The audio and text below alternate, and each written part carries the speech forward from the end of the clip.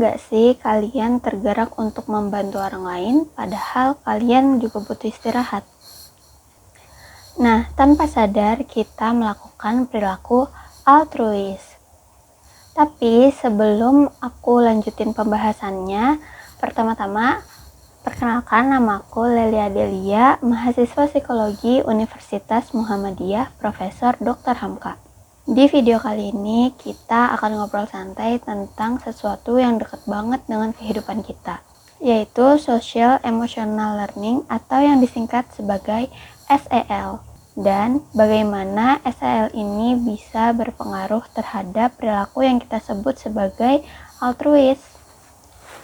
Nah, sederhananya SEL ini adalah proses di mana seseorang memperoleh dan menerapkan pengetahuan, sikap, dan keterampilan untuk memahami dan mengelola emosi, menetapkan dan mencapai tujuan, menunjukkan empati, membangun dan memelihara hubungan, serta membuat keputusan yang bertanggung jawab.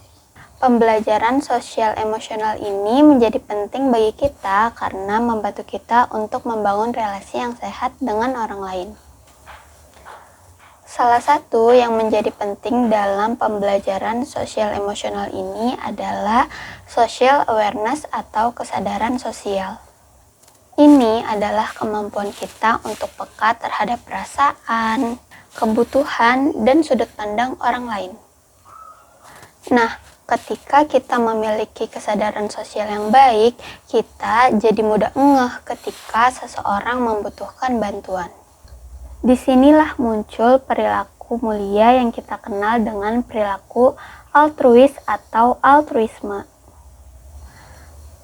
Lalu, apa itu altruisme?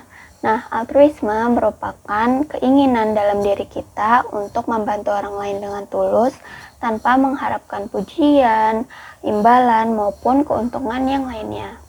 Misalnya, sebagai pengguna transportasi umum, ketika kita melihat orang yang lebih tua, kita akan merasa memiliki keinginan untuk memberikan mereka tempat duduk, meskipun terkadang kita juga lelah.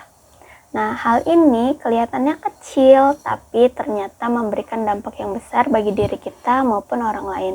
Seperti kita menjadi lebih bermakna karena kita menolong orang lain, ataupun bagi orang lain mereka menjadi merasa tertolong atas bantuan yang kita berikan.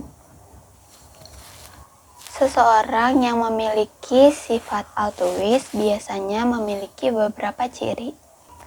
Yang pertama adalah empati. Empati membuat kita mudah merasakan apa yang orang lain rasakan. Ketika kita bisa merasakan apa yang orang lain rasakan atau butuhkan, hati kita menjadi lebih mudah tergerak untuk membantu mereka. Yang kedua adalah keinginan untuk memberi. Nah, keinginan untuk memberi ini bukan dilihat dari seberapa besar bantuan yang kita berikan, tapi tentang ketulusan untuk berbagi sesuai dengan apa yang mereka butuhkan. Yang ketiga atau yang terakhir ini adalah sikap sukarela. Sikap sukarela itu mencakup tentang rasa ikhlas. Bagaimana kita merasa ikhlas dalam menolong orang lain tanpa mengharapkan bantuan, tanpa mengharapkan pujian, ataupun tanpa adanya paksaan dari pihak manapun. Jadi, ketika social awareness atau kesadaran kita tumbuh melalui pembelajaran sosial emosional, kita menjadi lebih peka tentang kondisi sosial di sekitar kita. Kita menjadi lebih mudah untuk melihat, merasakan, memahami kondisi orang lain dan apa yang mereka butuhkan. Dari situlah muncul kepedulian yang akhirnya mendorong kita untuk menolong orang lain dengan tulus melalui perilaku altruis atau altruisme. Akhir dari video ini, aku mau bilang bahwa manusia yang baik bukan hanya tentang apa yang kita miliki, tetapi juga tentang apa yang bisa kita berikan untuk orang lain dan sesama kita. Semoga melalui video ini bisa mengingatkan kita untuk terus menolong, peduli, dan peka terhadap orang lain. Terima kasih untuk kalian yang udah menyimak video ini sampai akhir. Wassalamualaikum warahmatullahi wabarakatuh.